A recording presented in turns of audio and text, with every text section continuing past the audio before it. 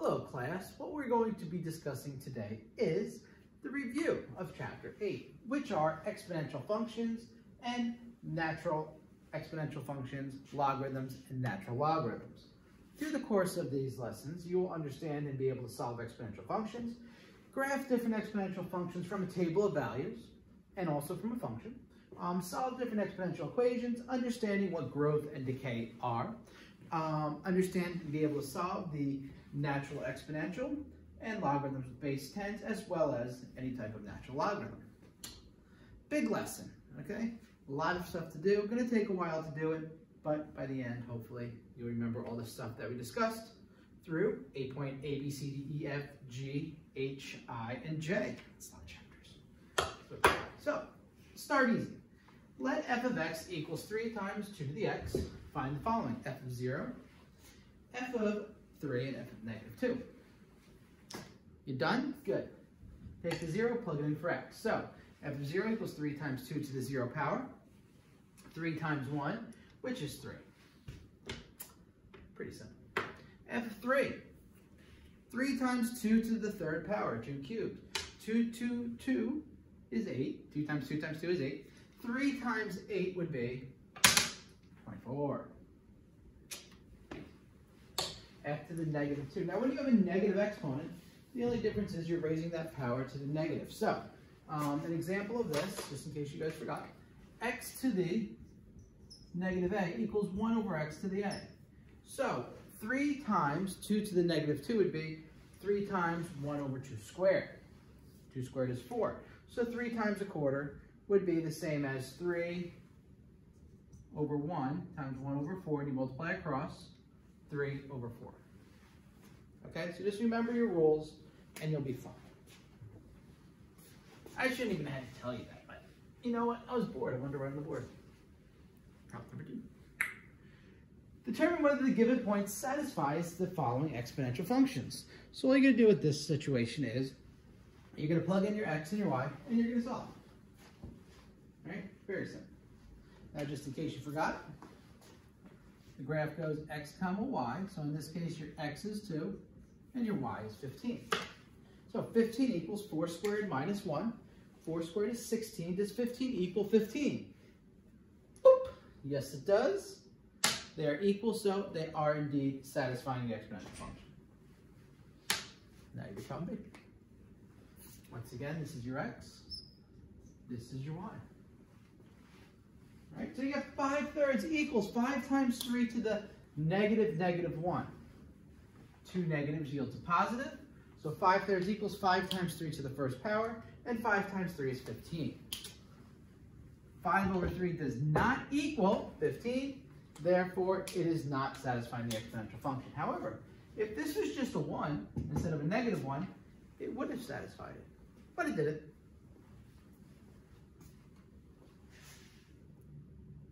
Number 3, complete the table of values based on the exponential function y equals 1/2 to the x plus 2. So you have plenty of space to do this. First thing you're going to do is you're going to plug in 1/2 negative 3 plus 2. Now, when you raise something to a negative, a fraction to a negative, okay, you're going to invert this. This basically becomes 2 cubed over 1 cubed. Now 1 cubed is 1. So this becomes just 2 cubed plus 2. 2 cubed is 8 plus 2, which is 10. So negative 3, 10. Negative 2. 1/2 to the negative 2. So when you do this, you're going to invert this. And this becomes 3 squared over 1 squared, which is just 3 squared, which is, oh wait, that should say 2. Man, I like it. Sorry, 2 squared, which is 4. 4 plus 2 is 6. Next one, negative 1. Oh, these should all say 2. This is just 2 plus 2 is 4. Okay? 1/2 to the 0 is 1. 1 plus 2 is 3. Luckily, I have my marker. 1/2 to the 1st power, just 1/2 plus 2 is 5/2, or 2.5. 1/2 squared, 1 squared is 1, 2 squared is 4, is 1/4 plus 2 is 2 1/4.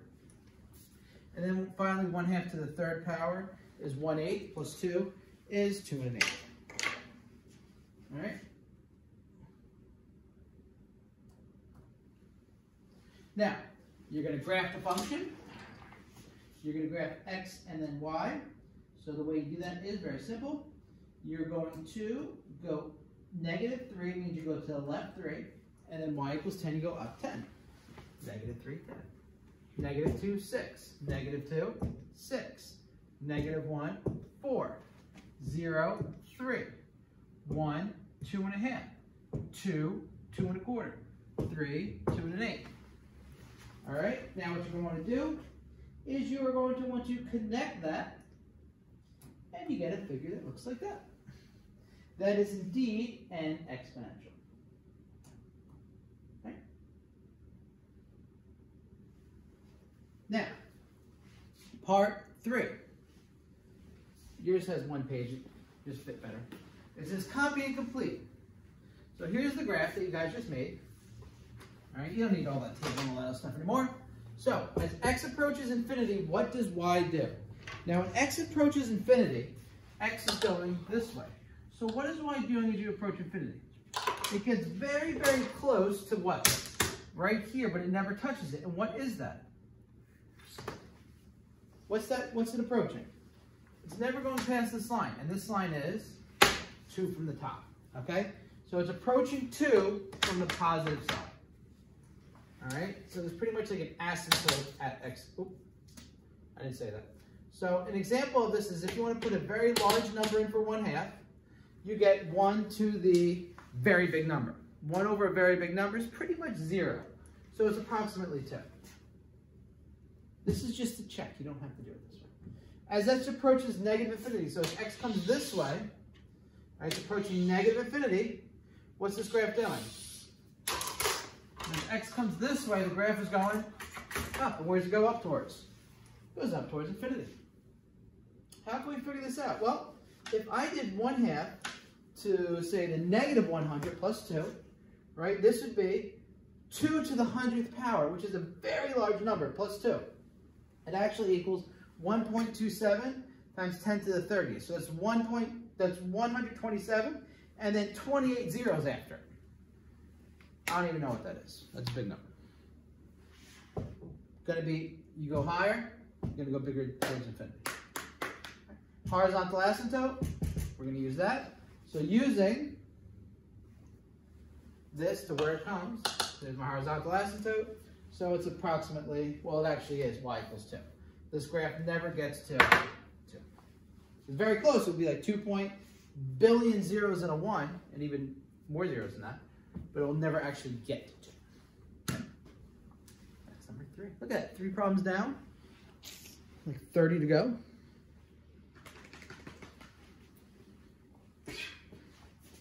All right, next problem. 4.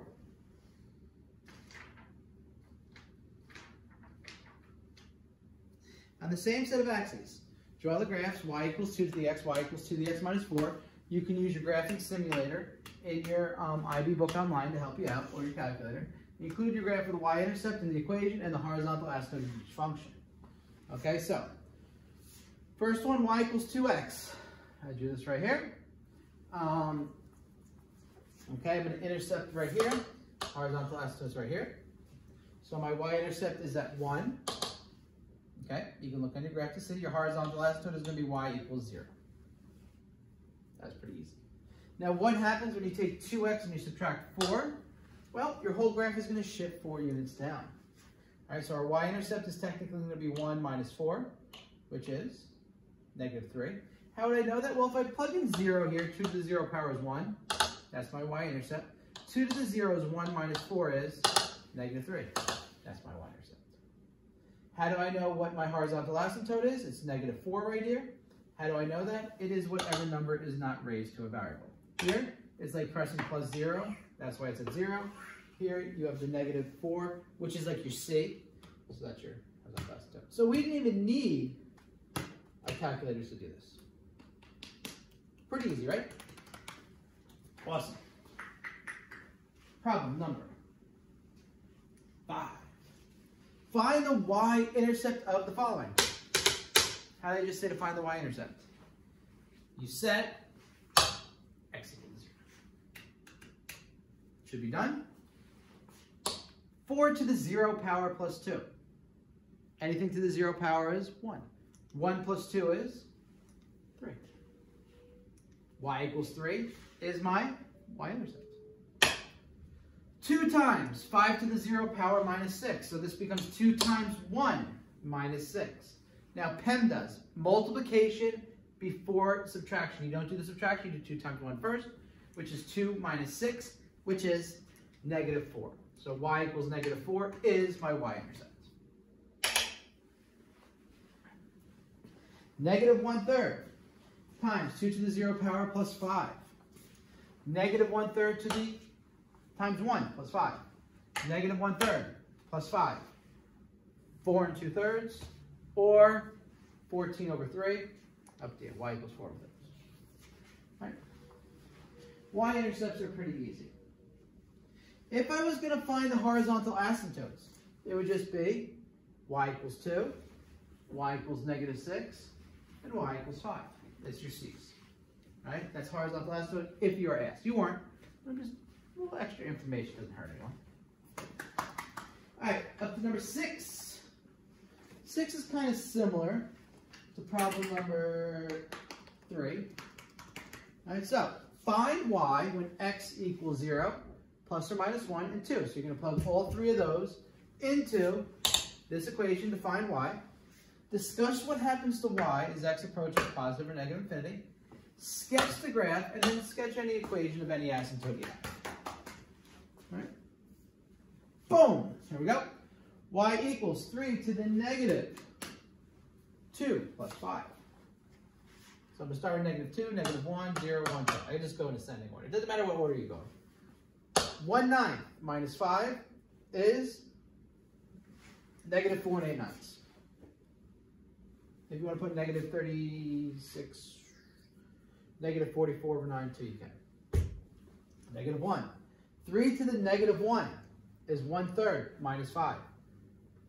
Negative 4 2/3. 0. 3 to the 0 power is 1.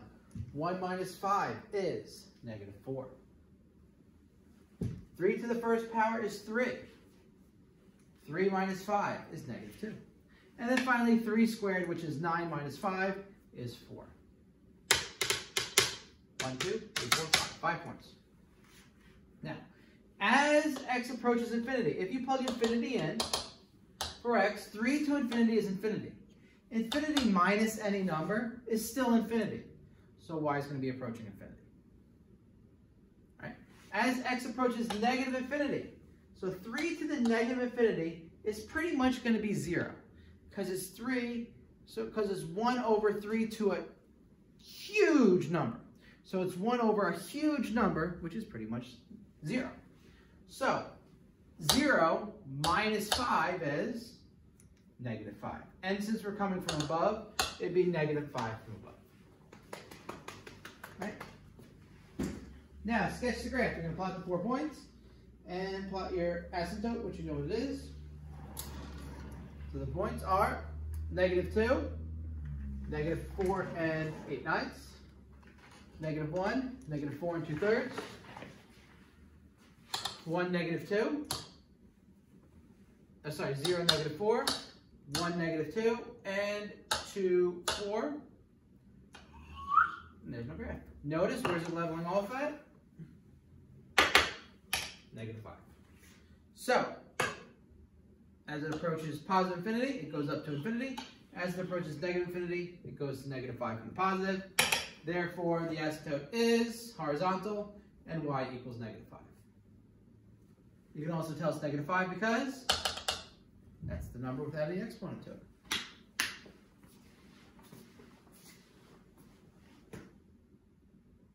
I feel like we're making a good pace here.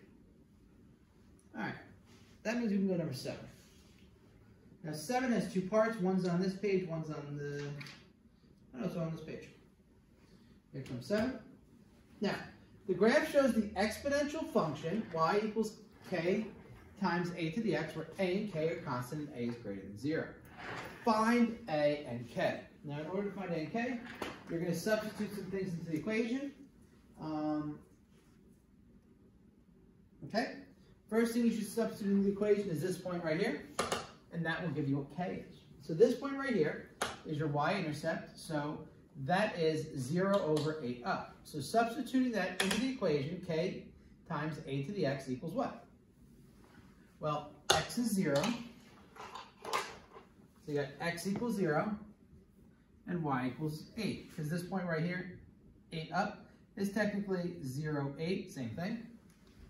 So 8 equals k times a to the 0. Anything to the 0 power is 1. So 8 equals k times 1, k equals 8. Okay, because this is just 8 equals k times 1, k equals 8. So now we have a new equation. We have y equals 8 times a to the x. All right, that's pretty nice. What can we do now to solve for a? Plug in this equation. So if we substitute in -2 9/2 into the equation, where this is my x, this is my y, and I'm using the equation where I already have k plugged into it, y equals 9/2 equals 8 times a, which we don't know, to the x, which is -2. What can we do here? What's the next step? You can almost do like a cross multiplication, right? A to the -2 is 1 over a squared, right? Because this right here is 1 over a squared, and 8 times 1 over a squared is just 8 over a squared. Now, how can we solve for a here? We can kind of like cross multiply. 9 times a squared equals 2 times 8. 2 times 8 is 16. So what I did here was I multiplied both sides by 2, canceling these out. I multiplied both sides by a squared, canceling this out. Leaving with 2 times 8, which is 16, a squared times 9, which is 9a squared. Solve for a squared, I divide both sides by 9, and I got a squared equals 16 over 9. In order to solve for a, take the square root of both sides. Square root of a squared is a. Square root of 16 over 9 is the same, right, as the square root of 16 over the square root of 9. Square root of 16 is 4. Square root of 9 is 3.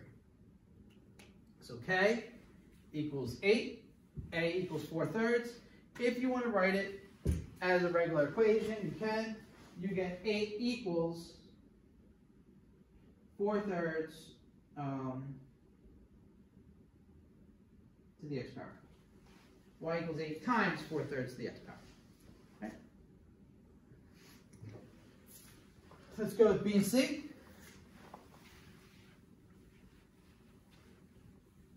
B and C. B, state the equation of the horizontal asymptote. All right, horizontal asymptote. Is there a plus C here? There is none, so it's just y equals 0.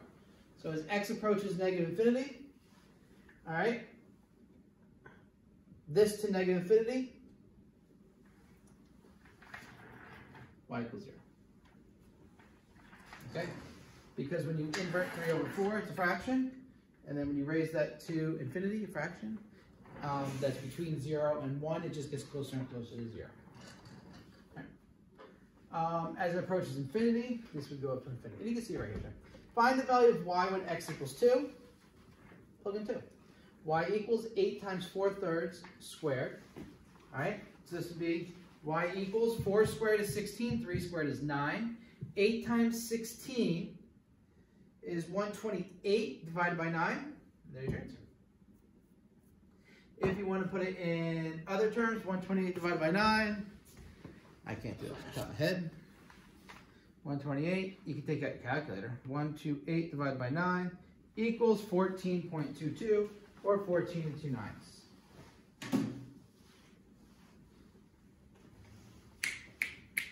That's problem 7. Problem 8. Consider the graph of y equals 3 to the x. Use the graph, oh, we just did this in class today, of that to estimate 3 to the 0.7 and 3 to the negative 1/2. All right, so this is your x values. You want to find out what your y values are. So start with your x's, come up and find your y's. All right, so at 0.7, you count 1, 2, 3, 4, 5, 6, 7 over. You go up to your graph, like point A right here. You go to the left, and that's about 2.2. So based on point A right here, it's 2.2. You don't have to label letters. I just put the letters there so you can see which graphs correspond to which points. And the book did that back too, so I like to stay pretty consistent. All right, next one, negative 1/2. So you're coming up from negative 1/2. Oh, why does that say 0.7 again? And you go over to the y-axis, and it's about 0.6. This should say negative 0.5. Now, always going to be a couple mistakes when you make these things. But when I actually show you this in class, unvirtually, it'll be good. All right. Next one, now you're given the y value and you have to find x. So you're starting on the y-axis and you're transposing to your graph, and then you're doing it that way. All right, let's check it out. Y equals 5, you go to the graph right here, and then you go down and you get approximately somewhere between 1.1, 2, 3, 4, between 1.4 and 1.5. I said approximately 1.45. All right, and then 3 over x equals 1/2. 1/2 is the same as 0.5, so you got 1, 2, 3, 4, 5. So you get to 1, so you have to go 2.5 up. You go over right here. It's very close to the 0.6. And you go down, and it's approximately negative 0.6. Right.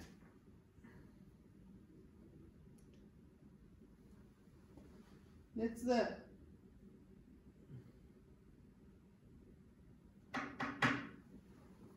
All right. Next one, use technology to solve. Ooh, remember how to solve these? This was a 20-minute lesson. What you do is you type y into your calculator, type in both equations. You press window. You set up your window, whatever that is going to be. All right. You're going to press second, calc trace, like 5 intersect, and then you click the cursor on each graph and click by the intersection. So do this real quick, and then I will run through each answer for you and how to do it on your calculator. So, first one, you should have got a graph that looks similar to this, and you get 4 and 29/100ths as an answer. Second one, graph that looks similar to this. Is that the same graph? No, you can tell it's not because the y's are different. Looks similar though. And you get a graph that's 3 and 56/100ths. And the third one, you get a graph that looks like this, about 83 and 3/10. Notice each one is rounded to the 10th place, 100th place, based on 3 significant figures. So just want 3 figures. Now how to do this on the calculator, you're going to hit y equals, I'm going to do the first one with you. All right, 5 to the x would be 5, caret, and then x is right here. Enter, and that equals 1,000. Now because this is 1,000, I need my y value in my window. I don't know what my x is, so I'm just going to leave it negative 20 and 20. I'm going to make my x scale 10 because I really don't care about a scale. My y minimum, I'm going to make like 0. My y maximum has to be a little bit higher than 1,000, so I'm going to make it 1,100. I'm going to make the scale like 100 so it doesn't really bother me too much. And then I hit graph. And I go, okay, what does this graph look like? Whoa. All right, I made my x a little bit too wide, but I could see the intersection here. That's all that matters. I press the second button and this button right here, trace. I go down to number 5 that says intersect, hit enter. I'm going to hit enter, enter. That's the 2 graphs, and I hit enter one more time because there's only one intersection. And then what this tells me is x equals 4.292 when y equals 1,000. And that's what we got, 4.29. All right, that's the first one. Second one, I'm going to go back to here. It's 15 times, well, I'm going to clear this all out so it's not messed up. 15 times 1.6 caret x. All right, enter. And that's 80.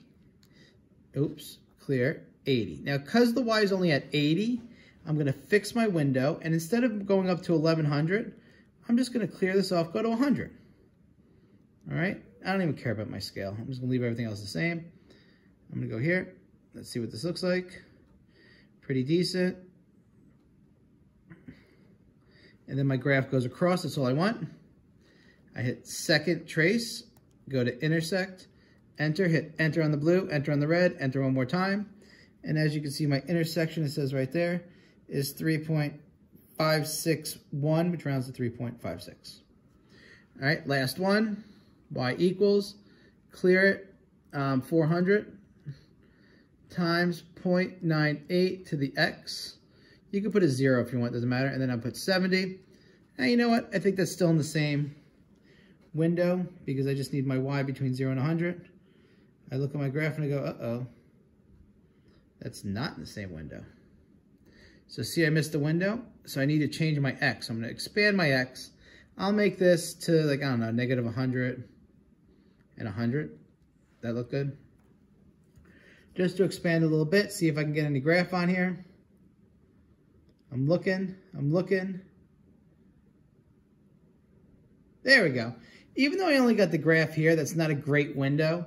My window would probably want to go to my x max be at least like 200. All right, and graph it again, just to make it a little nicer. But as long as I could see the intersection, that's all that really matters. So now I can see it decently. It's not great, but whatever. Second trace, go to intersect, enter, enter, enter. All that matters is the answer. And the answer says 86.27, which is 86.3. And then we just successfully showed you how to answer all those problems. Obviously, you could fast forward through it if you know how to use a calculator. Number 10. Population is given by P of t equals 80 times 1 in 1500 t, where t is the time in years, and obviously time has to be greater than or equal to 0. Find the initial population. So, in the initial population, what does t equal? T should be 0 for the initial population, right? Hopefully. So, why is t 0 for the initial population? Because that's after 0 years. All right? So when t is 0, you're just going to plug in 0 into the equation. All right? So anytime you see the word initial, it's pretty much t equals 0. All right? So p of 0 equals 80 times 1.15 to the 0 power. 1.15 to the 0 power is 1. So 80 times 1 is 80. So what does that mean? 80 seals. Right? Oh, I should say a population of seals. I forgot to use the word of seals. Populations of seals. All right? Next one. Find the time it requires for the population to double in size. So the initial population was 80. When it doubles in size, how big is it going to be? Well, 2 times 80 is 160. So how do we find out when P of t equals 160? We take our equation, 80 times 1.15 to the t equals 160, and we're going to find the intersection. Okay, once again, we're just going to go right back to our calculator, whoop, and do the thing we just did. Y equals, I'm going to clear this out, and I'm going to say 80 times 1.15 caret x, enter, and then clear this, 160. All right, I want my window to be x minimum maximum. I don't think I want that much. I'm going to say x minimum 0, 0, 0, 0, x maximum like 15. All right, y minimum, let's say -1 just to get a nice little graph. I like to do -1. That way I can see the axes. And then my y maximum has to be above 160, so I'm going to put 200. Hit graph. Let's see if I'm right. There's my graph. Let's see if I intersect it. I should. No? How did I miss it? There we go. Scared me. Second trace. Intersect. Enter. Enter. Enter. Enter. Right there. 4.959, which is 4.96. Let's go check our answers. So this one I got a little bit better of a thing. I took my time and Did it nicer, and I got 4.96, which means the time required for the population to double in size is 4.96 years. All right? Find the percentage increase. So what's the percentage increase?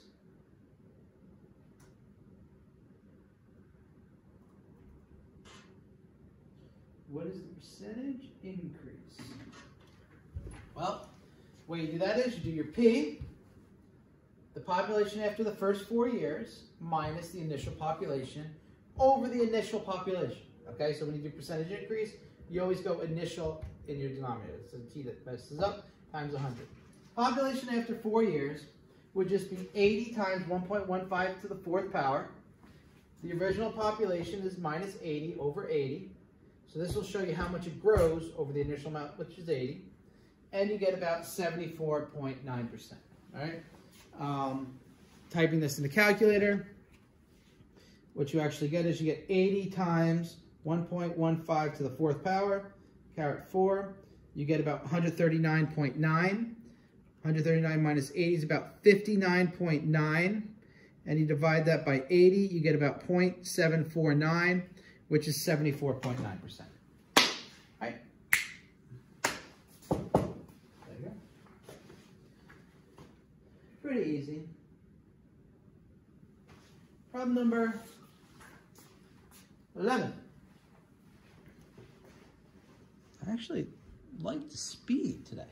The value of a computer T years after its purchase is given by V equals K times 6/10 to the T plus C pounds, where K and C are constants.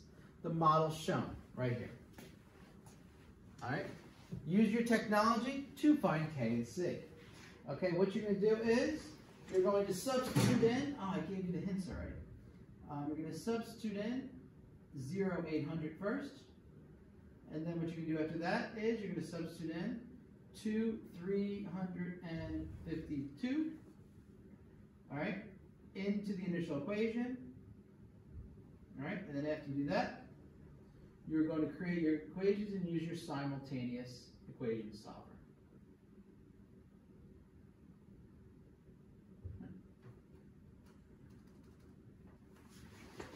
And that is go. Shouldn't have gave you that. That was a boo-boo on my part. All right, so actually,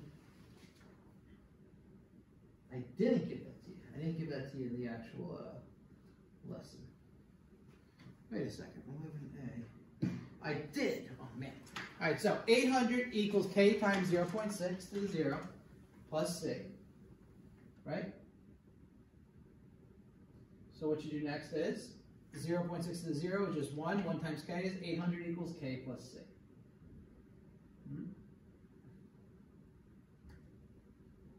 Good so far?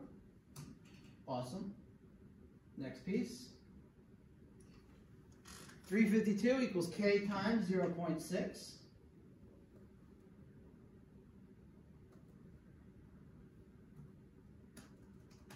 Zero 0.6 squared is 0.36K plus C equals 352. Right?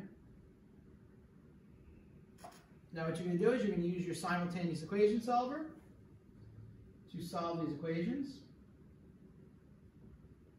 You're going to plug the stuff in, and I'm going to do that for you in a moment. You get K is 700 and C is 100. So if I want to make my equation right here, I can just say 700 times 0.6T plus 100. Right? Pretty self-explanatory, as well as pretty easy. Now, the way you would do this on a calculator, I always promise you calculators. Take my calculator, once again. All right, my best friend here. I go to the apps button, apps, apps. Go down to number 9, PLY, SMLT2. I go to simultaneous equation solver. I have 2 equations, 2 unknowns. Next. Now, what do I have here? I got K, 1K, plus 1C equals 800. Okay, I got 0.36K Whoops, I put 36. 0.36. Whoops, 36 is hard to hold and type. K plus 1C equals 352. Bam, got all my work. I hit the solve button right here. X is 700, Y is 100. K, C. Right. Part B, Warren thinks the value of the computer decreases by 40% each year. Is he correct? Now here's the equation that we created before, because this is our K, this is our C. Now he's actually not correct. The reason he's not correct is very simple. The computer decreases by 40% each year. What? But only above the computer's minimum price, but it doesn't depreciate overall. What that means is the minimum this computer is ever going to be, even after 1 billion years, when this piece goes to 0, is going to be 100. So once it gets to around $100, it does not decrease by 40% each year. Right? Find the value after 3 years. So all you do is you plug 3 in for t. When t equals 3, you get 700 times 6/10 times the third power plus 100. 700 times 0.6 to the third power. And then you add 100 to it. It's 151.2 plus 100 is 251.2. So what does that mean? It means after 3 years, the computer costs 251.20 pounds. All right? State the equation of the horizontal asymptote. Horizontal asymptote is whatever number is not next to here. Because when I raise this up to infinity, this goes to 0. And this stays at 100. So the horizontal asymptote is 100. This means, as I said before, the computer will never be worth less than 100 pounds. You get yourself a little bit of investment, right? All right. Problem number 12. Find the 3 significant figures, the value of e to the 4th, e to the negative 2, 10 times e to the 3.5, 40 e to the negative 2.53. Oh man, this is an easy one. Type it in your calculator. I typed it all right there for you. Just so you guys know, ladies and gentlemen know, look where I'm at. Calculator, the E button on the calculator, whoops, shaking everything here, is right above the end. So you type second, and then you type ln. And that gives you your E. So for instance, if I just want to do E, I do E to the 1st. That's the key there. Boom. All right, so e to the 4th power is 5th. Wait, oh, the 4 got cut off here. There should be a 4. 54.6. Uh-oh, that would have been bad if I would have taught like that the rest of the period. That's my phone that just moved. There you go. 54.59, which is 54.6. E to the negative 2, use the negative number, not a minus. You get approximately 135 thousandths. 10 e to the 3.5, type in just like that, you get about 331.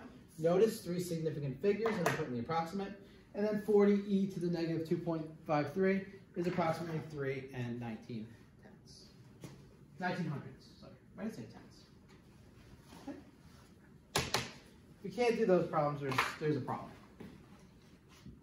All right, problem 13, sketch on the same set of axes the following graphs. Y equals e to the x, y to the e to the x minus 2. Y to the x, we should know when x is 0, it passes through 1, and the asymptote is y equals 0. So when I take minus 2, I move this down. Y-intercept is now going to be negative 1. Asymptote is now going to be negative 2. Right? E to the x, once again, passes through 1. Horizontal asymptote is y equals 0. When I take 4 and multiply it this, all the numbers get multiplied by 4. Horizontal asymptote is still 0. Instead of this being a 1, it goes up to a 4. These pieces are exactly 4 times away, the red ones. So if this was at, like, say, a half, this would be 1. If this was at 2, this would be 4, okay? And stuff like that. It's not exactly what it is, but it's twice as far away. Or 4 times as far away. Negative 1/2 x, once again, we have our negative 1/2 x, e to the x. So our e to the x is, asymptote is y equals 0, intercept is 1. These values are half as much, but the negative means they go reflection over the x-axis. So this y-intercept is negative 1/2, and it still hugs y equals 0. Right. When you change the number in here, if I make x equal to 0, my y-asymptote is still 1. There's no c right here, so it's still doing the same exact thing. The 1/3 just means it's going to be a little flatter. Okay, when this number is between 0 and 1, it becomes flatter, and then as it gets higher than 1, it gets steeper. And that's like that for all the exponents. 14. Graph shows the temperature of a mug of water t minutes after it has been poured from a kettle. So it's really hot, and then it's going to get cooler down. Find the exponential model connecting t, temperature, and t minutes.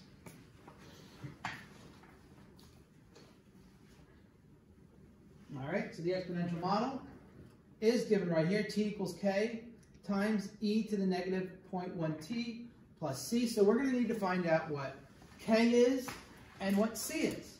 Now the first thing and the easiest thing is to find out what c is.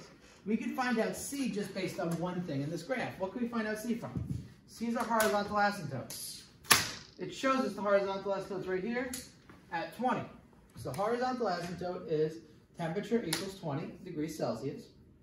That means c has to be 20. So now I can rewrite this equation as t equals k times e to the negative 0.1t plus 20. Okay, now how do we find t? Are there any points on the graph? We need to find 2 of these 3 letters. Now e is a constant, so we don't have to find, we know what e is, it's like 2.7 something. We need t, k, or t. Right there. When t equals 0, the y-intercept, capital T equals 80. So we can plug in 80 for t and 0 for lowercase t. 80 equals k times e to the negative 1/10 times 0, which is e to the 0, right, plus 20. E to the 0 is 1. So 80 equals k times 1, which is k plus 20. Subtract 20 from both sides, and k equals 60. Exponential model. Plug the 60 in. T equals 60 times e to the negative 1/10 t plus 20. That actually, I felt good about that one, actually. All right.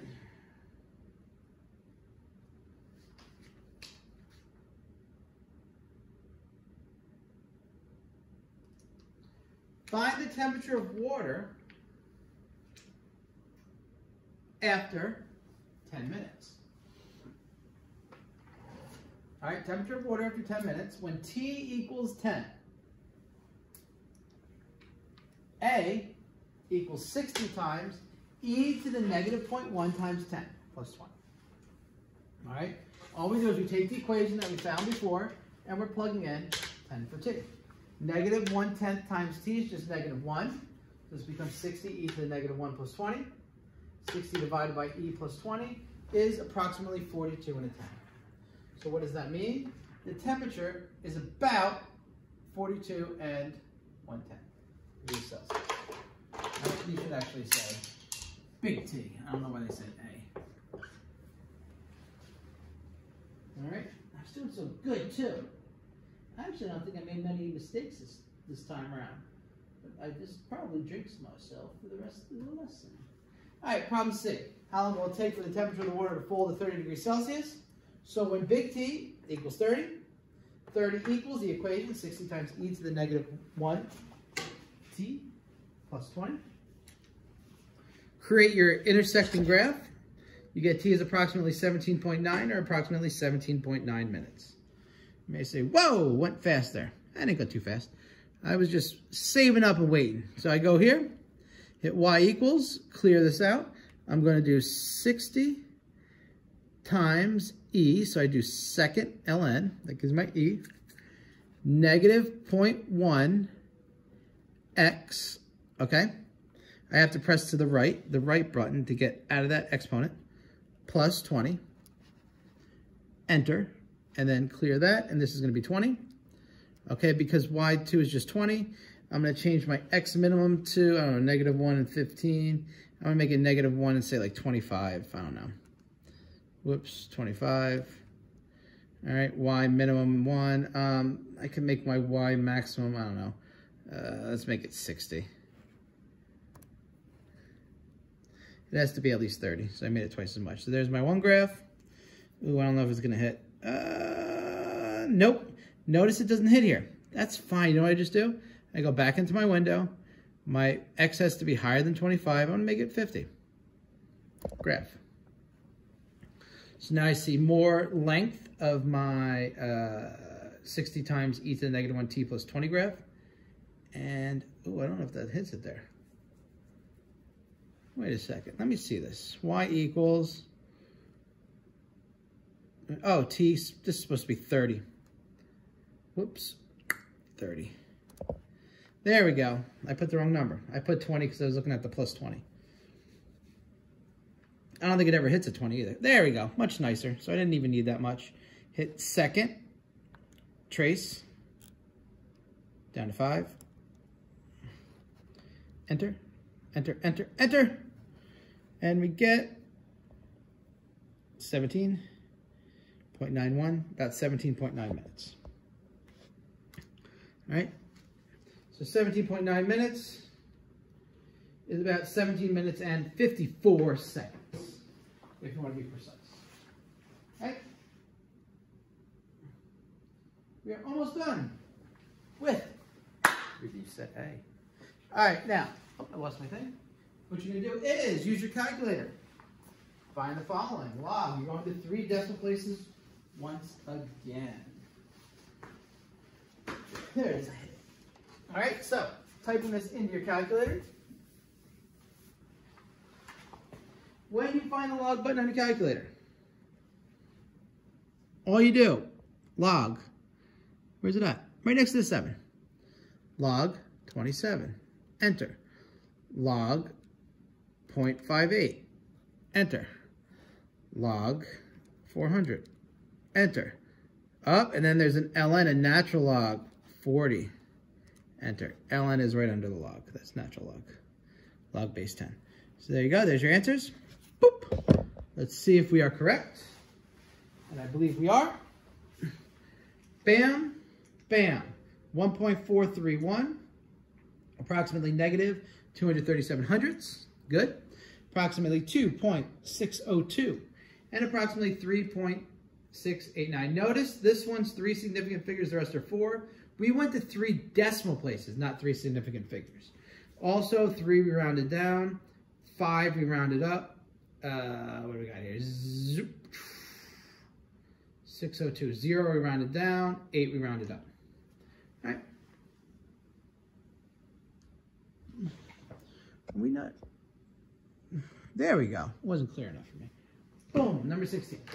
Write in the form of 10 to the x, given x correct to 4 decimal places. Now what you're going to do is you're going to write these as 10 to the x. Whoops. They give you enough time to start it. You're going to have to do 10 and log are kind of like cancel each other out, because 10 base logs cancel each other. So if I did 10 to the log 32, that's the same as writing 32. Now, log 32 equals 1.50514, so we're going to write approximately 10 to the 15051. B, this is 10 log 13 10,000ths, I think it is. Log of that number is 10 to the negative 2.8861. This 5 makes you round it 0 to a 1. Finally, this one you can do it one of 2 ways. I just typed it straight like this into the calculator. You can get fancy if you want and do log 8.963 minus 5, 10 to all that, and you would still get 10 to the negative 4.075. You don't have to do it like this, but you can. It's up to you.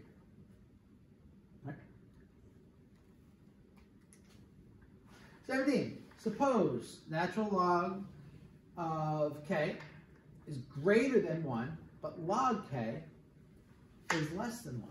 Between what two variables must k lie?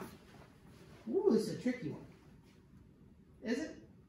So, upon doing this, we know that ln of k is greater than 1, right? So how do we cancel out an ln of k? What's the opposite, the inverse? E. So we can do e to the ln k is greater than e to the first power. E to the ln k just equals k. So k therefore is greater than e. Okay, so that's our first bit of information. All right, so that's one value. E is approximately 2.72 stuff, right? Now, we know that log k is less than 1. So how do we do the opposite of log? How do we get rid of the log? We raise this to what? What to the log equals log k equals k? 10. 10 to the log k is less than 10 to the first power. 10 to the log k is k. 10 to the first power is less than 1. Less than 10. All right? So what values must k lie? Since it's greater than e and is less than 10, it must lie between e and 10.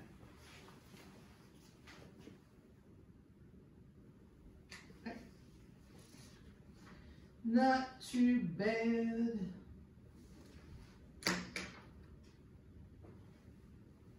Three more problems for review sake. Problem 18, the point P has the x-coordinate of 2. It lies in the graph of the function f of x equals 10 to the x. State the y-coordinate of P. So point P is going to be point 2 something. Now y-coordinate, good, is the same as your f of x. All you do is f of x equals 10 to the x. We know it's f of 2. 10 squared is 100. So therefore, the y-coordinate of P has to be 100. That was pretty simple. State the coordinates of the corresponding point on the inverse function, f of negative 1x equals log x. Okay. Now we just stated f of x equals 10 to the x and f of negative 1x equals log to the x are inverse functions. Okay? So the point corresponding to this point right here, so point P is what? So P, we know, is 0.2, 100, right? So what that means is the point corresponding to P, 2, 100, on the inverse function is 102.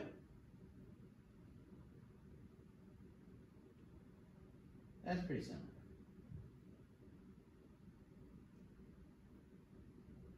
Okay.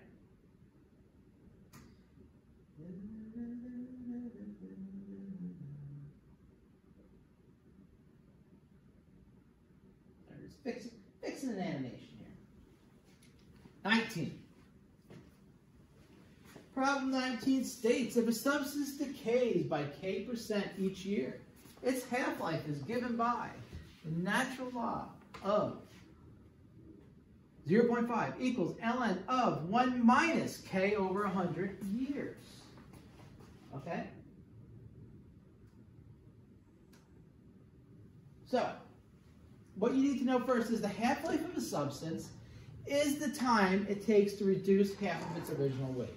So for instance, if a substance weighed 100 pounds, the half-life would be how long does it take to get to 50 pounds? And then how long would it take to get from 50 to 25, and from 25 to 12.5? That's how you find the half-life of a substance. Okay, typically they deal with exponentials. So find the one that decreases by 5% each year. All right? Good. So that's when k equals 5. 5 is 5%. So you're just plugging into the equation. H equals ln of 0.5 over ln of 1 minus 5 over 100. You get approximately 13.5. So that means about 13.5 years. Now, in case you're wondering, how in the world did he put that in his calculator? I got a different answer. Well, it's pretty simple. I just typed in ln button 0.5. I close my parenthesis. right? And then I hit divided by. I opened a new set of parentheses. I hit the ln, 1 minus 5 divided by 100. I close the parentheses on the ln, and then I close the parentheses on the denominator. Okay, so you got to make sure you put the entire denominator in parentheses, and then I press enter, and I got 13.5134. All right? So when you go and do the 2.2% each year. When k is 2.2, what do you get as an answer? I'm typing in my calculator now so I can show you. 1 minus 2.2 divided by 100. Close parentheses twice. And you should get approximately 31.2 or about 31.2 years. Okay, once again, just type this into my calculator that way. Enter. And there you go. Denominator, make sure it is in parentheses.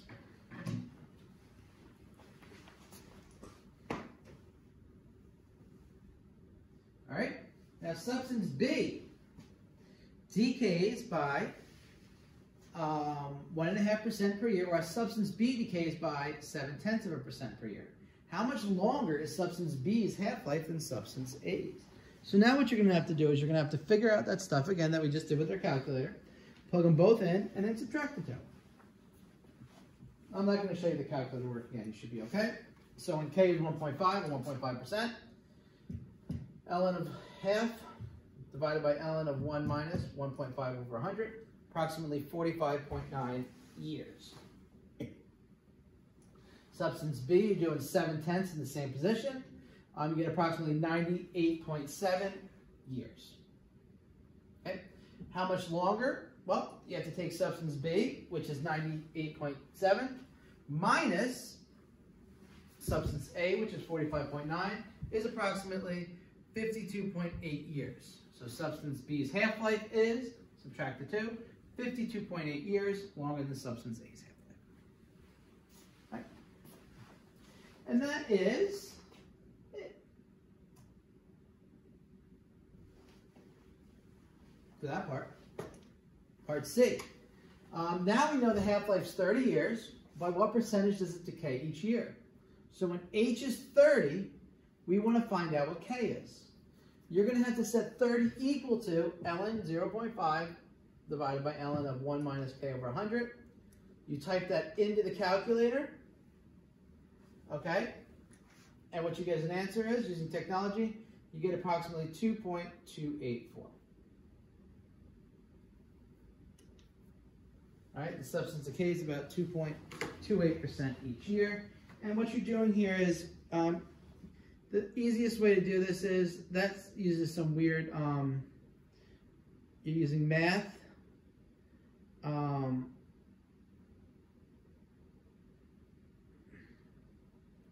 And you're just solving it using that. I forget the button I use for that.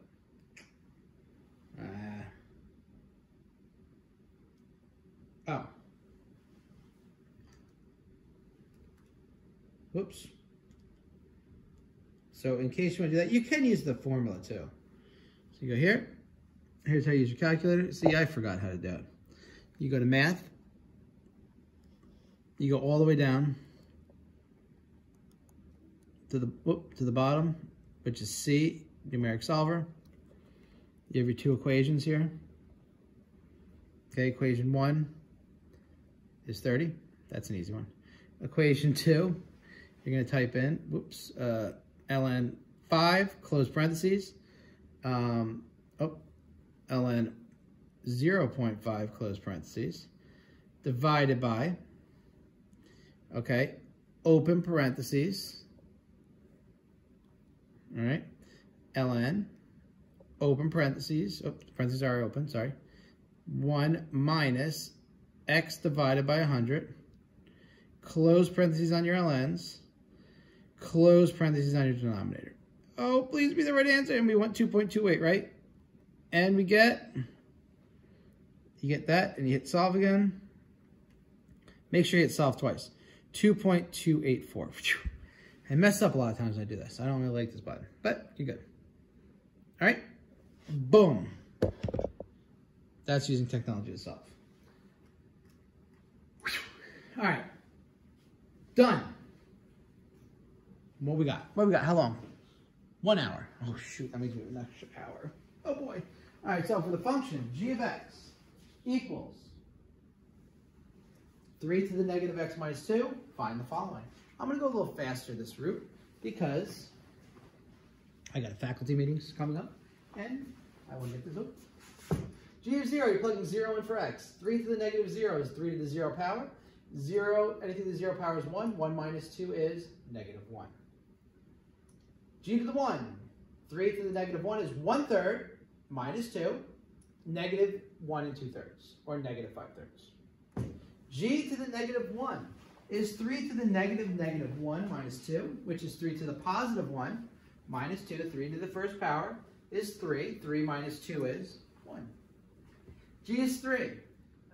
3 to the negative 3 minus 2. 3 to the negative 3 is 1 over 3 cubed.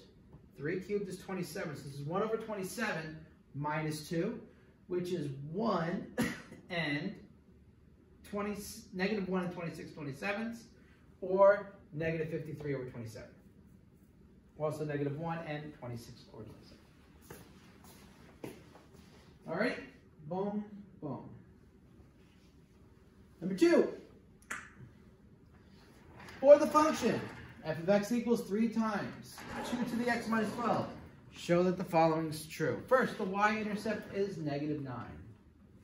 How do you find the y-intercept? Set x equal to 0. So y equals negative 9 when x equals 0. That's how you have to show it. So I type in 0 for x, I type in negative 9. Negative 9 equals 3 times 2 to the 0 minus 9. If these two things are equal on both sides, you are good.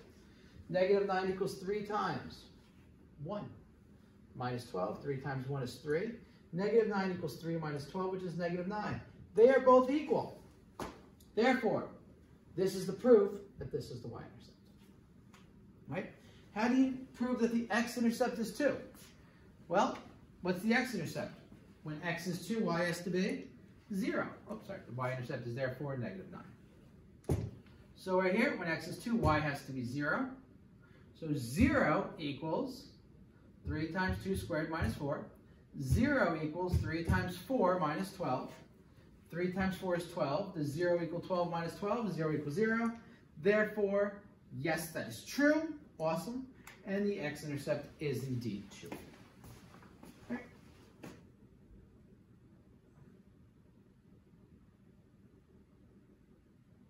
All right. Problem 3. Consider the exponential function. Y equals 1/2 times 4 to the x. All right. Construct a table of values. You're going to plug all these in for x.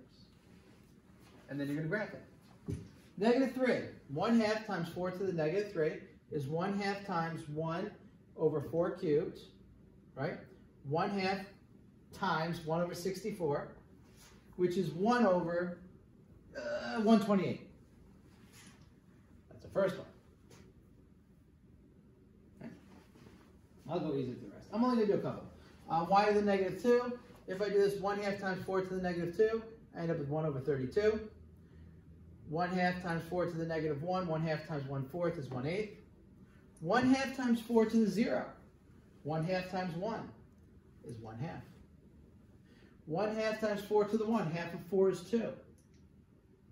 1/2 times 4 squared. 1/2 of 16 is 8. 1/2 times 4 to the 3rd power. Half of 64 is 32. I just put a couple of them down. You can put all of them down if you want. I didn't have enough space to do them all. Plot the points. Negative 3, 1 over 128, pretty much a 0. Negative 2, 1 over 32, looks the same. Negative 1, 1/8.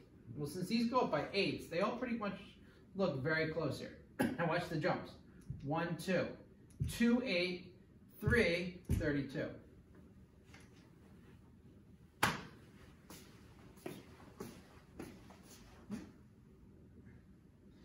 what is my horizontal asymptote? I know it's not a question, I just want to know.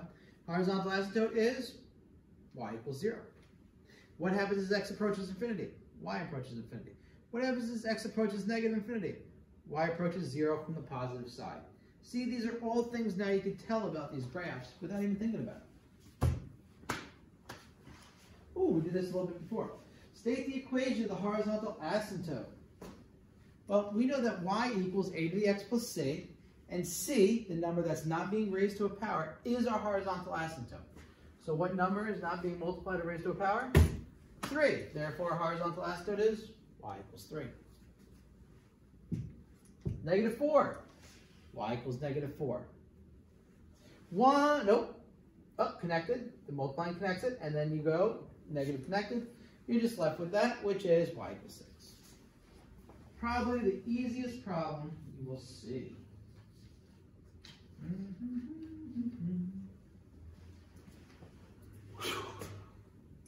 5. Consider f of x equals negative 2 times 3 to the x minus 4. Find f of negative 2 and f of 2. So you're just going to plug those in for x and solve. For the graph of y equals f of x, determine the y-intercept and the horizontal asymptote. Sketch the graph based on that information, and then write the domain and range. We did problem similar to this. So when I plug in negative 2, 3 to the negative 2 is 1 over 3 squared, is 1 over 9.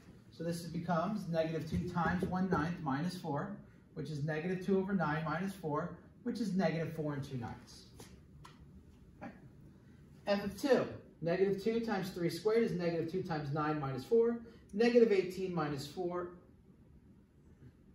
is negative 22. Ooh, forgot my negative. All right.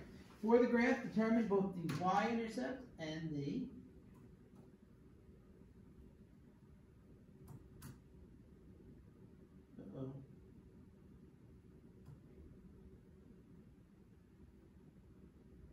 There you go. Y-intercept, the x-intercept. Well, y-intercept is when x equals 0.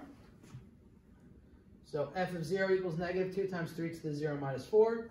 Negative 2 times 1 is negative 2. Minus 4 is negative 6. So the x-intercept is at negative 6. Horizontal asymptote is the number all by himself out here, or herself, which is just y equals negative 4. Now you sketch the graph based on this bit of information. First bit of information is negative 2, negative 4.29, we plot that one. Next one is 2 over 22 down. All right, these are the same distance? Yeah, they are. Y-intercept at negative 6 is somewhere about right there. The horizontal asymptote, y equals negative 4. Well, this is negative 4 2/9, so it's just a little bit above there. Think you can draw the graph? It's always going to be increasing or decreasing to infinity, and it's always going to be hugging one of the asymptotes. The domain of exponentials, always all real numbers for the domain. And the range is either going to be less than or greater than the asymptote. Because it's under, it's going to be less than negative 4. Okay.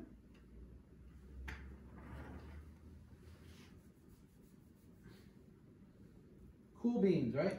Cool beans. 6a, we got 6a and 6b.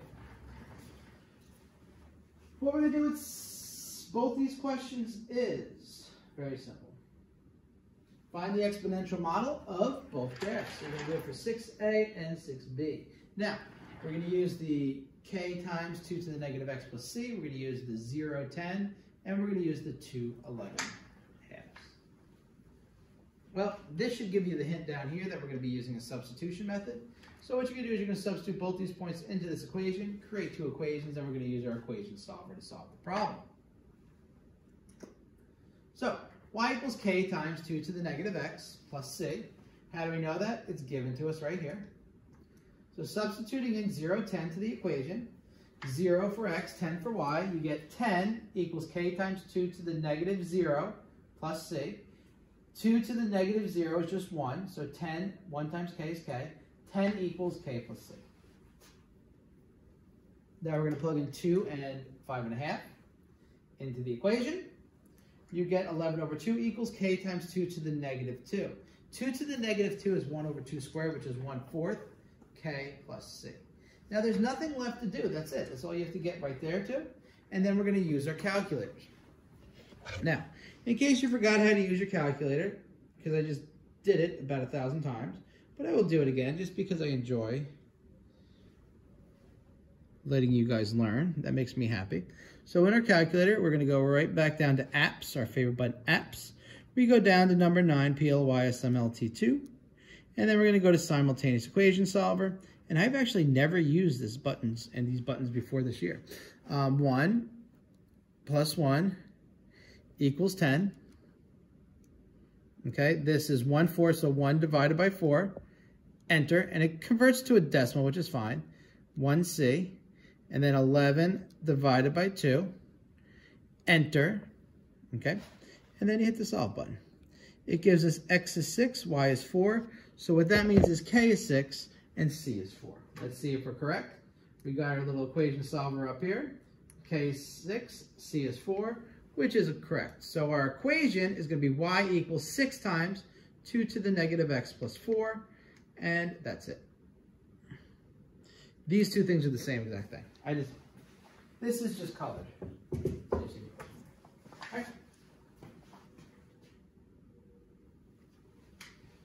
right. Next one, 6b, find the exponential model in each graph. Well, this one I kind of colored around. We're not going to use the simultaneous equation solver to do this one because we don't need to. We can solve this a different way. Can you solve it with the equation solver? Of course you can. But do we need to? No, because we actually know what the horizontal asymptote is. Horizontal asymptote is what? Have that added on. So there's actually a third variable added on. We don't want that. So first thing we're going to do is we're going to determine what C is. So how do you find C? Right here. Horizontal asymptote is y equals 5, so C also has to equal 5. So right there, that gives us our new equation is y equals k times a to the x plus 5. So we solved one of the 3 missing variables. So the next thing we're going to do is we're going to try to solve for k.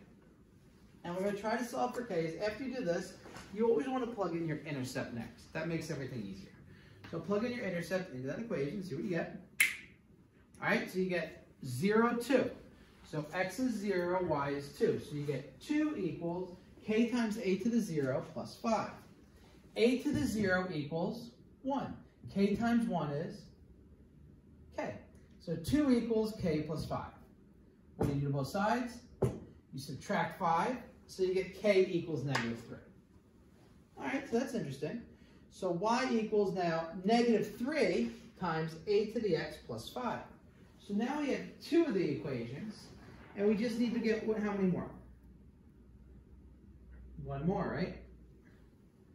Now the reason this is different is, in the last problem, we knew what a was. So a is in this, like 3 variables. But we can't do that. We would need 3 points here in order to solve a 3-variable equation. You need as many points as you do variables you're looking for. So we do another set of points, negative 1, 1, negative 1, negative 1. And we're going to plug that now into our new equation, y equals negative 3, a to the negative x plus 5. So we do negative 1 equals negative 3, a to the negative 1 plus 5. A to the negative 1 is 1 over a, so this becomes negative 1 equals negative 3 over a plus 5. We can subtract 5 from both sides and get negative 6 equals negative 3 over a. Now if we cross multiply here, negative 6 times a is negative 6a times negative 3. All I did here was I subtracted 5 from both sides, and then I multiplied both sides here by a to cancel this out, and then multiplied that by a. Then I'm going to divide both sides by a negative 6, and negative 3, divided by negative 6 is a is, you got it, 1/2. Okay? So I can plug this in to be a 1/2, and I got negative 3 times 1/2, which is my a, to the negative x plus 5. That was probably the most intense problem that you guys will be doing, and it was pretty easy. As long as you take your time and you set your problem up, it's pretty easy. If you rush and you get panicky and you mess that stuff up, it is not easy, and it's almost impossible. Now we're going to problem number 7. An exponential function in the form f of x equals k times 5 to the negative x plus c has the x-intercept of 1 and a y-intercept of 8. Find the exponential model. So now you're doing problem number 7. This problem is going to be very similar to 6a. Okay, that's what you're going to do, just like 6a, and good luck. All right, so the first thing, find the exponential model. So the x-intercept is -1. -1 is the point what? 0, -1, right? So that's when, so x-intercept is when x equals 0 and your y is -1. So x is -1. Wait a second. Oh, the x-intercept, sorry. Why did I see that as y-intercept? So -1, 0. So x-intercept is when y equals 0. So -1, 0, x is -1, and y is 0. Plug in this equation. 0 equals k times 5 to the -1 plus c. I just put plus 0 afterwards. It doesn't matter if you make it equal to 0 before or afterwards. -1 would mean 1 over 5k, or k over 5 plus c equals 0. Got it? I actually like 1 over 5k.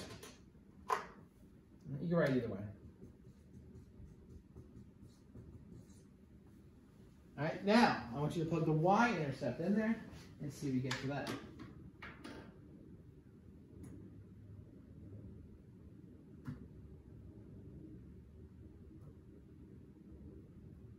All right. Y-intercept is 8, so the following is true. When x equals 0, y equals 8. And the reason for that is this point is 0, 8. Okay? Y-intercept is when x equals 0. So you get k times 5 to the -0 plus c equals 8.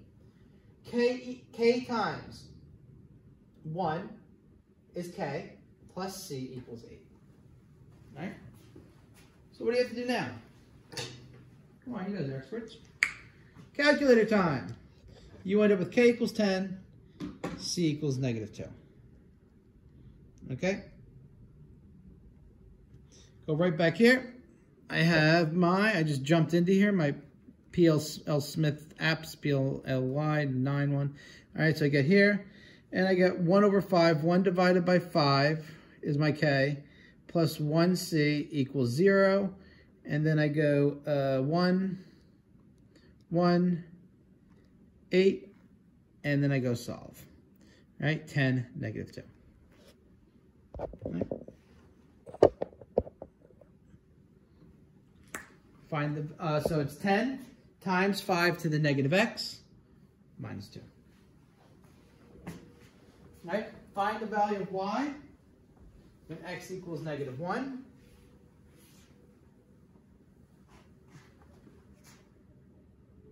All you do is you plug in -1 in here. 10 times 5 to the -1 is 10 times 5 to the first power minus 2. 10 times 5 minus 2 is 50 minus 2. Y is 48. All right, nothing very difficult about that answer.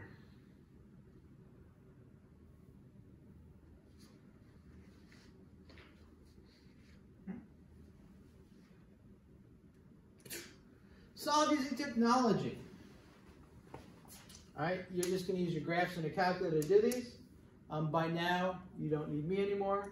You took off the training wheels, you press Y, type in the equations, find your window, second calc. So, y1 is 4 to the x, y2 is 30. Make your windows, I don't know, like -2 to 5, and then from like 0 to 40. You get your graph right here, you get x is approximately 2 and 4500ths. Right?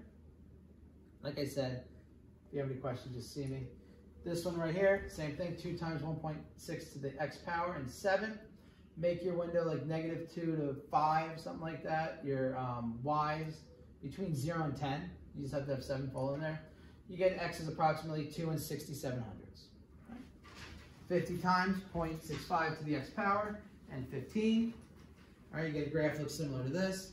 I made my x's, still kept it at like -3 to 5 or -5 to 5, something like that. Because this is 15, you just want anywhere from like 0 to 30. They went up to 50, which is fine. You get about 2 and 7900ths. All right. And once again, all you're doing is you're typing y1, y2 in your calculator. you're hitting second trace, which is the calculator button, and you're hitting 5, which is intersect. Right. For what value does the equation 4 times 0.3 to the x minus 2 equals k have one solution and no solutions? All right, so this is number 9. Well, the graph of 4 times 0.3 to the x minus 2 lies above the horizontal asymptote, which is -2. How do we know horizontal asymptote is -2? It's the one by itself. How do we know it's above it? Well, because these numbers are positive, okay, because your a is positive.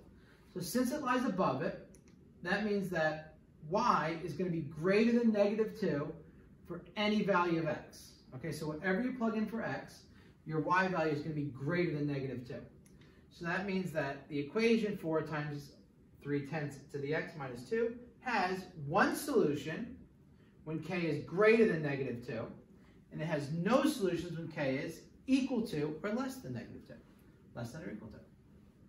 All right. If you don't believe me, look at this graph. I plugged this graph into the graphing calculator in your book, and as you can see, this is the asymptote right here, and there is no solutions, no values of y, all right, under -2, because -2 is the horizontal asymptote, and all these values here, y equals everything from a little bit above -2 all the way up to infinity for all the other values. Okay? That was an easy one. That's like a self-explanatory, you guys need a break problem. All right. Now we're going to go back to the fun stuff. Problem number 10 is double problem. All right. Why is it a double problem? Well, there's A, B, C, D. 4 parts, 2 slides for you. The weight of a radioactive substance after T years is given by W equals 1,500 plus 993,000 to the T grams. What is the original amount of radioactive material?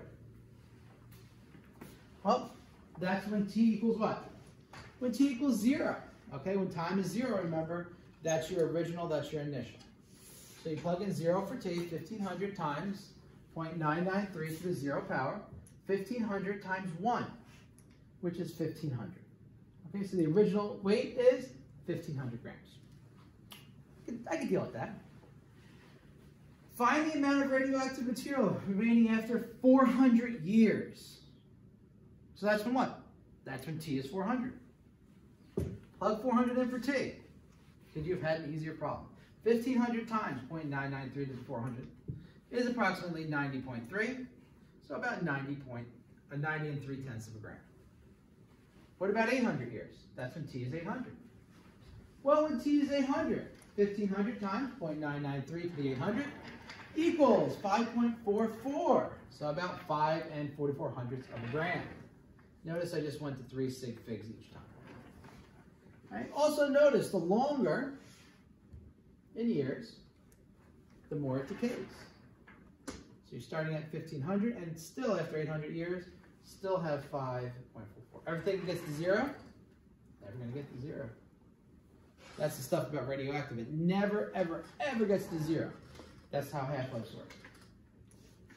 All right, so I want you to sketch the graph based on the information. So you're going to sketch the graph based on 0, 1,500, 400, 90.3, and 800, 5.44. Here we go. 0, 1,500, 400, 90.3, and 800 there. Boom. Okay.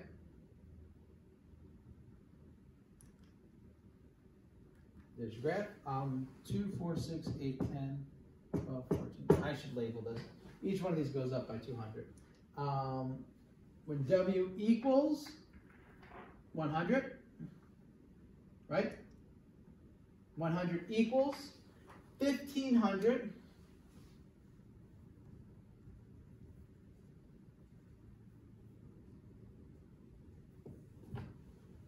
times 0.993 to the T. You're going to set up your equation in your calculator. Type them both in. All right, your x values anywhere from 0. I went about 0 to 200. They went up to 0 to like 1,000. As you can see, the x values are going from like 0 to 400. Type in your calculator, get about 386. All right, just in case you're wondering, why not try this again? Simultaneous equation solver. Nope, I don't want that one. I want the y. Give me the y equals. I gotta turn this off. Sometimes I just get trapped in here. I just turn my whole thing off. So y equals, I'm gonna clear this one out. I'm gonna go 1500 times 0.993 caret x. Enter. Clear that out. 100. Make my window, I don't know, -1 to, I'm gonna go with, what are we gonna do? 500. Scale we'll make like 50. Y min 0 to, it's 100. So let's go like 100, I don't know, let's go like 400. I don't know. I just type in numbers a lot of times. Here's my graph. I just go, come on, please something hit. Ooh. And as you can see, this looks nothing like the one on the screen. All that I need though is I just need it to hit. Yes, it hit. So now we go to second. Trace down to number 5. And then I just hit enter, enter, enter. And it gives me a number. That's all I care about is that number. I don't care what my graph looks like. And 385.5, which is how I got 386. All right. Whew. 386 years.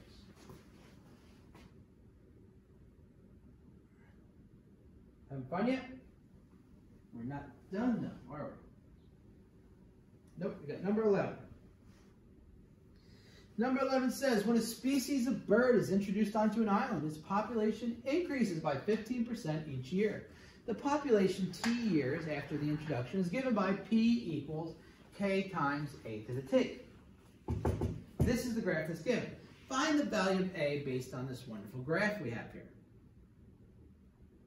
How are we going to do that?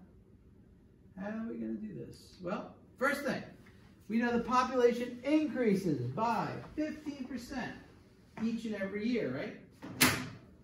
What else do we know? We know that the multiplier, therefore, is A, is 1.15. How do we know that? Well, the 1 stands for 100, and the 1.5 means 15%. Okay, so 0.15, 1.15 means it increases. You're multiplying by 1.15 every T, every year. All right, so that means that P equals K times 1.15 T. All right, so we did that straight up from a word. We didn't even need to do any math to do that. All right, ready to do the next part? What do we got going on here next? Boom, B, find the value of K. All right, how do we find K? And interpret your answer. All right, so when we're finding K, what we're going to have to use is we're going to have to use this point back here. I didn't have enough space to put it. We're going to have to use the point 2, 1058. All right, so when we use this point, we're going to say, okay, when T is 2, P is 1058. And once again, where did I get that from? I got it right from this point on the graph. We don't know what the intercept is, but we do know that point when T is 2, P is 1058. And I can plug them into here, and then I'm only going to have one variable I need to solve for. Therefore, K times 1.15 to the second power after 2 years equals 1058. 1.15 squared. Okay, you're going to divide both sides by 1.15 squared, leaving you with K is 1050 divided by 1.15 squared. The reason I'm leaving it like this is it becomes more accurate. You get 800. Whoa! Is that about 800 or is that 800? What do you think? Well, let's see. 1058 divided by 1.15 squared is exactly 800. So what does that mean? 800 birds. All right, that means there are 800 birds after 2 years. Okay, you initially had 15%, so you don't know how many there are, but after 2 years, there's 1,058 birds, right? So that means initially, whoops, went back too far. The K is 800, okay? Because when T is 0, there's 800 birds initially, okay? That's what it means. It means you're starting off with 800 birds. And now we can create the new equation. P equals 800 times 1 in 1500. Okay?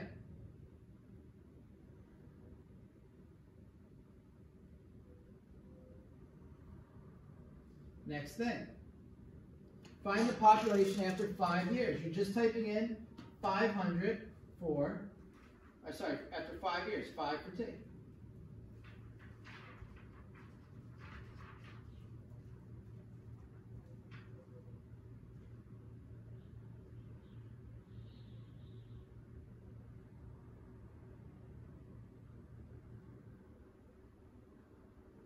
Right? So, when T is 5, you go P equals 800 times 1.15 power. All right, which is approximately 1,610 birds. Is that a lot of birds? Yeah. In 5 years, the amount of birds doubles from its initial amount, pretty much.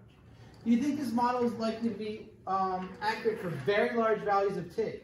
So, for instance, when T equals 100 years from now. Well, the answer for that is no.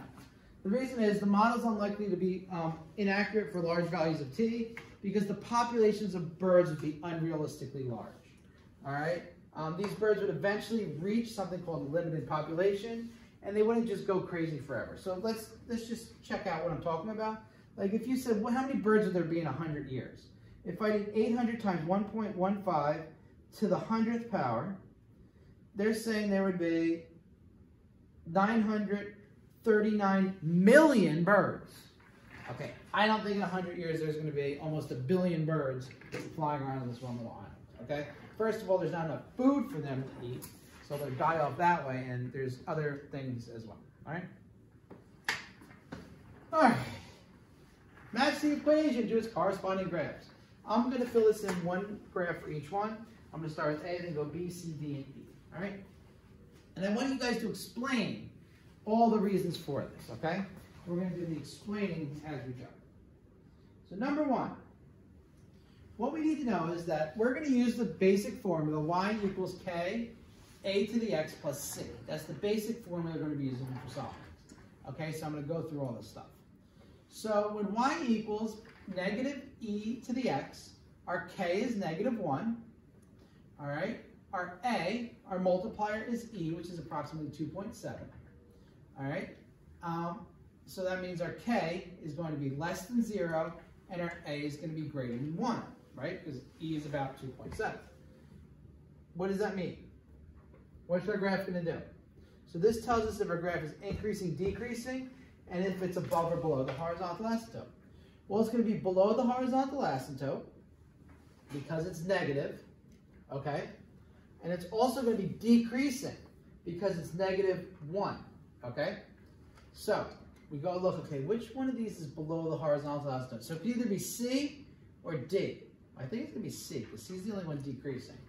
Now when x is 0, our y-intercept, negative e to the 0, is 1. Or negative 1, negative times 1. So okay, so both of these are negative 1. This is increased, this is decreased. It's going to have to be C probably. So the y-intercept is negative 1, and it is definitely C.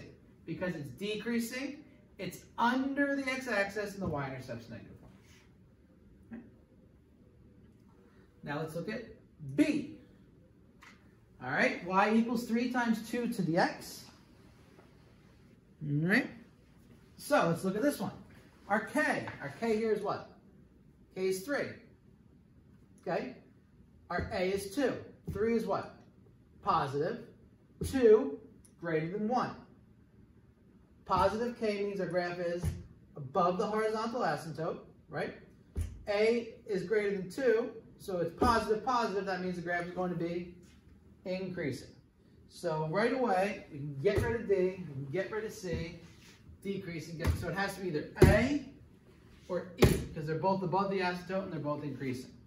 So let's check out the y-intercept. When x equals 0, 3 times 2 to the 0 is 3. So that means that our y-intercept is 3. That y-intercept is 2. That y-intercept is 3. Therefore, our answer has to be E. All right? C. E to the x plus 1.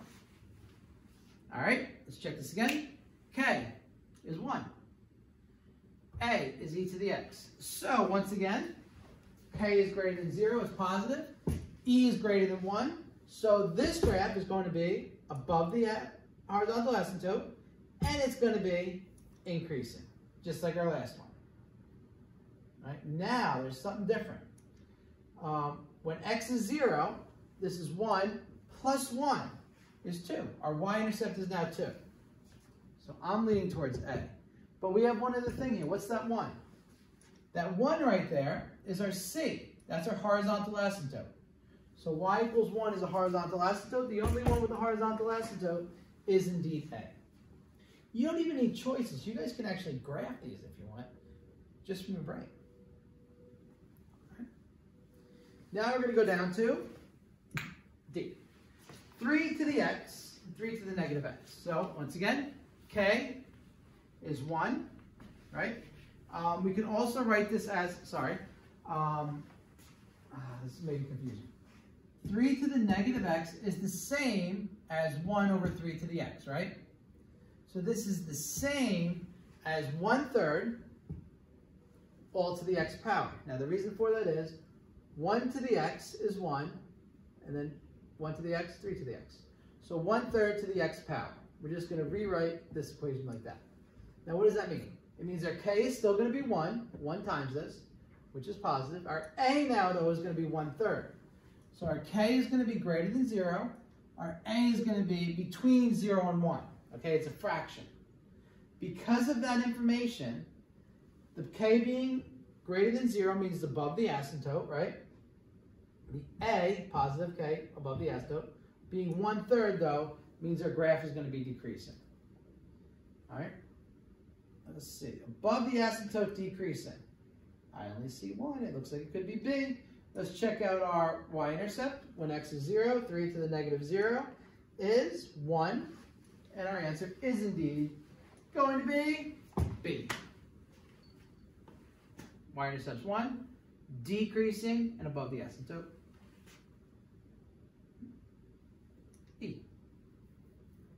Negative e to the negative x. Whew. So the k is -1. Oh, graph D. I told you right away. It is going to be graph D. It's the only one left. Negative e to the -1 is indeed the same as -1 over e to the x, okay, which is -1 over e all to the x power, using the same rationale we used with the last problem. So k is -1, and a is 1 over e.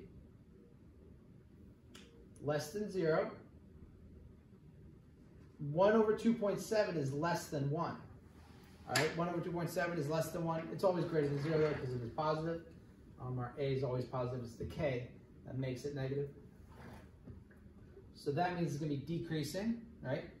Because anything less than 1 is a percentage of that. When you add the stuff to 1, that's when you're adding percentages. So that means we're below the horizontal asymptote because of our negative k, and that we're going to be decreasing because a is between these two. Whoa, why did I say increasing? Oh, because this is negative, and because this is below, it's like a double negative. That means it's increasing. That's why I messed up. All right, and then you plug in 0. Negative times a 1 is a -1. And that's where our D comes in. And that, my friends, is our answer.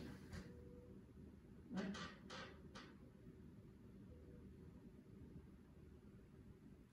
All right, 3 comes before 4. Right, any questions with these problems? All right, number 13, use technology to help sketch the graph. We're almost there, Eight more pictures, good. Go. All right, we know y equals 3 is our horizontal asymptote. Negative means it's probably going to be going under it. E to the x means it's going to be decreasing. Right, type that in. State the domain. All real numbers. Always all real numbers. State the range. Everything less than 3.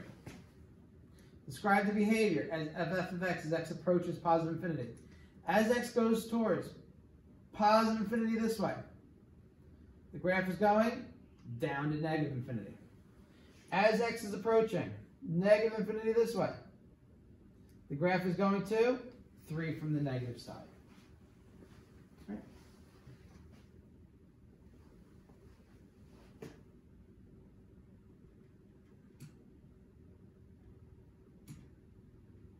That was easy. 14. As a skydiver jumps from an aeroplane, that's just a European way to say airplane, his speed of descent is given by v equals k times e to the negative 2/10 t plus c meters per second, where k and c are constants and t is the time in seconds. Use the information first to find out what k and c are. So you got a couple of things. You got this, and you got that. All right, and you got this. All right, so first thing you want to do is write the equation. V equals k times e to the negative 0.2t plus c. We know what c is? What's that? That's a horizontal asymptote. Where's it at? It's at 50. So that means that horizontal asymptote's at 50. Therefore, c has to be 50. Let's rewrite our equation with the 50 in there. V equals k times e to the negative 2/10 t plus 50. Now, if we know a couple of these things, we can find k. Can we have any points that have t and v in it? What's that? The origin starts at 0, 0.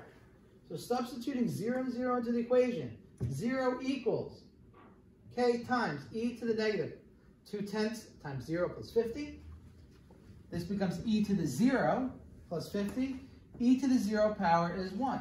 So k times 1 plus 50, because this becomes 1. 0 equals k plus 50. Subtract 50 from both sides, and k equals negative 50. Boom. So now, we're good. Now for the next part, we're going to use the equation though. V equals negative 50, which is our k, times e to the negative 2/10 plus the other 50. Right?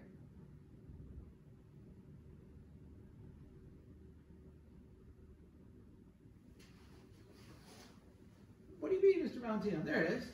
So find the speed of a skydiver after 4 seconds. Now 4 is your time. Type your time into the equation that we created.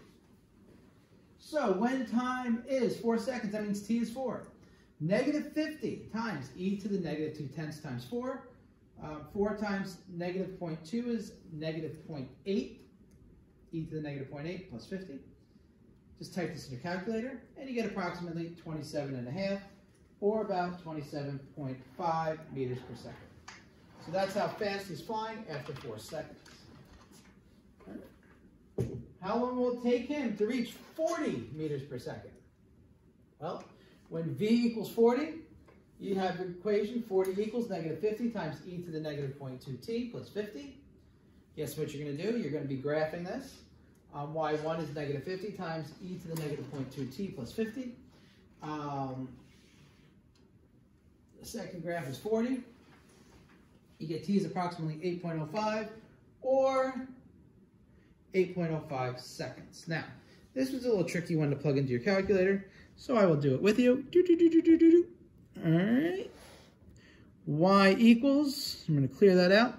What do we got? Negative 50, not minus, but negative 50 times e, so that's second ln, e to the negative 0.2x, you press to the right, plus 50, enter. I'm going to clear that out and make this one 40.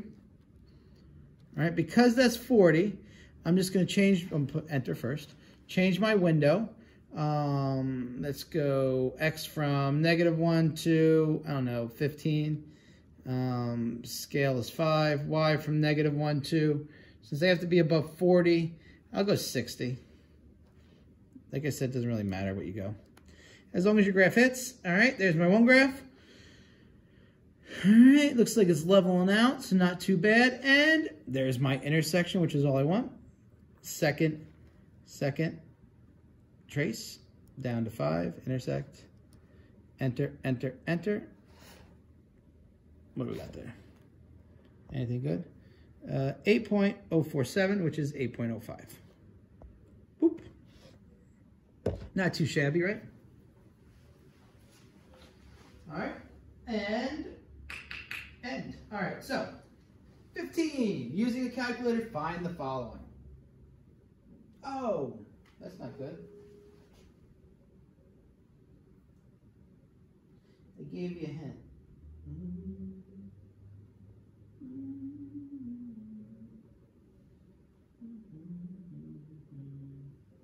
All right. There you go. Without using a calculator, not with, I said with. So the way you do this is you want to get this 10. 10 to the what power equals 10,000? Log 10,000 is the same as 10 to the 4th. 4 zeros. 1, 2, 3, 4. That's 10 to the 4th. So log 10 to the 4th, logging the 10 kind of like inverses, is 4. Pretty simple, right? Number 2. ln of 1 over e to the 5th power is the same as ln of e to the negative 5th, right? ln and e kind of cancel out, leaving you with negative 5 as an answer. Right here, I actually gave it to you by accident. You get log 1,000 turns into 10 to the 3rd, right? So then what you do is, rules is c minus 3, so it's log 10 to the c times 10 to the negative 3. The log kind of cancels both of these out, and you get log to the c minus 3. 10 to the c minus 3, which is just c minus 3. All right? You could skip this step and go right from here to here using your fractions. All right, problem B, e to the negative ln 4 is the same as e to the ln 4 to the negative 1, because an exponent to an exponent is multiplication. All right, e to the ln 4 is just 4, so this becomes 4 to the negative 1, which is 1 over 4 to the first power, or 1/4. Right? And that, my friends, is that. Right?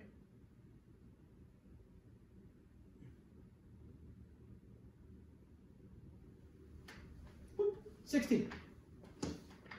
Oh, we made the last page. This is an easy one. Straight up calculations. 2 decimal places. Log of 125 is 2.096. 7. So, ooh. Why am I going all these different decimal places? Should I want 3? Uh-oh. 2.097. The next one, negative 1.523. ln 19. ln of 19, 2.944. And the last one, negative 4.055. Now let me just see why I didn't go to 2 correct decimal places. This looks like 4 significant figures here. Give me one moment. Make sure, check your answers. This is 8E16.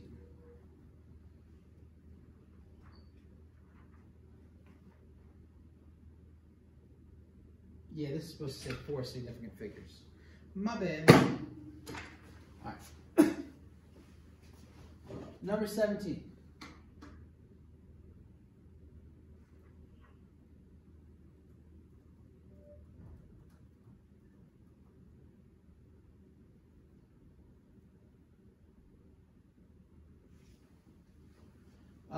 Apparent magnitude of a star with the brightness of B watts per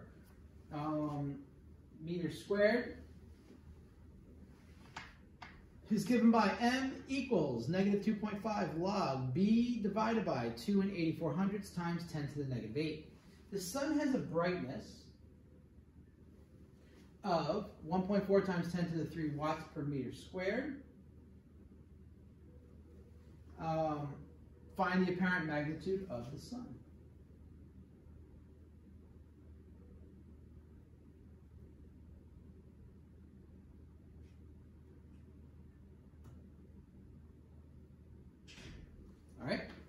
When b equals 1.4 times 10 to the third, what happens is m equals negative 2.5 log. You just replace your b with 1.4 times 10 to the third. You type this straight into your calculator, and you get approximately 26.7 as an answer, so about negative 26.7. I'll show you the calculator work in one moment. Alpha Centauri has an apparent magnitude now of negative 0.27, so now m is approximately negative 27 hundredths. When you do that, you're going to set them equal to each other. Use your calculator intersection rule, or you can use the math equation solver, which I believe is math C, and you get approximately b is 3.64 times 10 to the negative 8, or 3.64 times 10 to the negative 8 watts per meter squared. Now, let me go through how to do both of these on the calculator for you, just to make sure that we're on the same page. And we're pretty much done with this lesson anyway. All right, so the first one, I'll go first one, second one.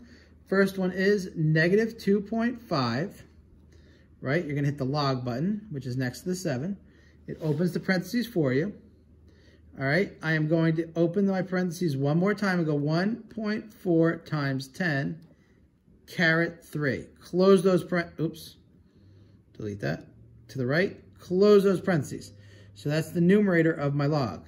Divided by, open a new set of parentheses, 2.84 times 10 caret negative 8. Close those, oops, I did it again. Close those parentheses. And then because the log had parentheses opened here, you have to close them as well. All right, hit enter, and you get negative 26.732402. All right, re-look it over a couple times if you have questions. All right, now the last one, the Centauri star thing. You hit the math button right here, math. I hit it with my thumb right under the green. You go down, down, down, down, down, down, down, down. C, numeric solver. Enter. Equation 1, negative 0.27. Enter. Get rid of all that. All right, negative 2.5 log, open parentheses. Nope, I don't even need to open parentheses because I'm just doing x. X divided by, now I open parentheses, 2.84 times 10 caret negative 8. If you don't do that, the 10 to the negative 8 will jump. Close parentheses, close parentheses. Got it? Hit OK. That's not our answer. You hit it to solve one more time. Uh-oh.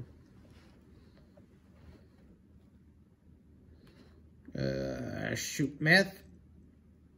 I gotta take this down real quick. Negative 0.27, 0.27, negative 2.5 log x divided by 2.84.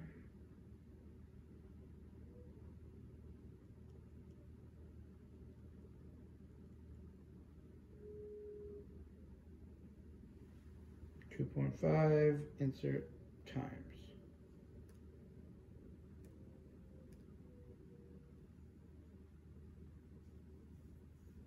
Sign change. I messed up some on my calculator. You guys get the hint.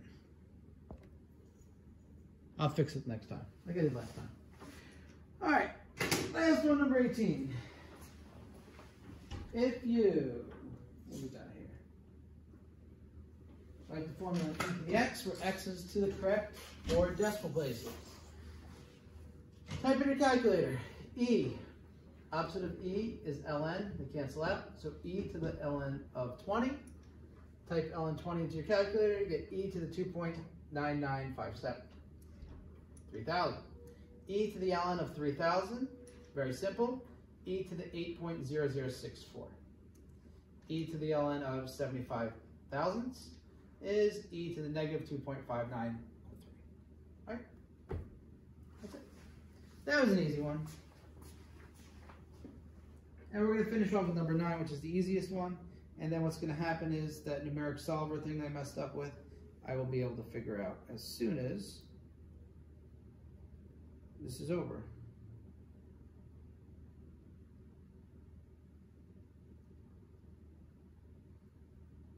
trust me, I'm still trying to figure out what's going on here.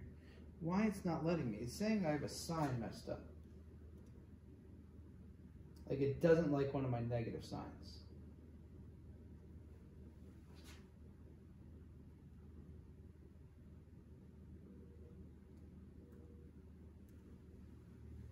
Oh well. 19. The graphs of f of x equals e to the x and f of negative x equals ln x are shown. The point P has the coordinate of ln2. So that's the x coordinate of this P. So what that means right here is point P here has the coordinates of ln2 comma something. We don't know what the y coordinate is. First thing I want you guys to do is find out what the y coordinate of P is. Right? And it's on this form. So we know that f of x equals e to the x, and in order to find this, we want to find y, we know that x equals ln2. So we just plug it in for x. E to the natural log of 2 equals what? Cancels out, 2. So that is going to be 2. The y coordinate of this is 2. So this is going to be ln of 2, 2.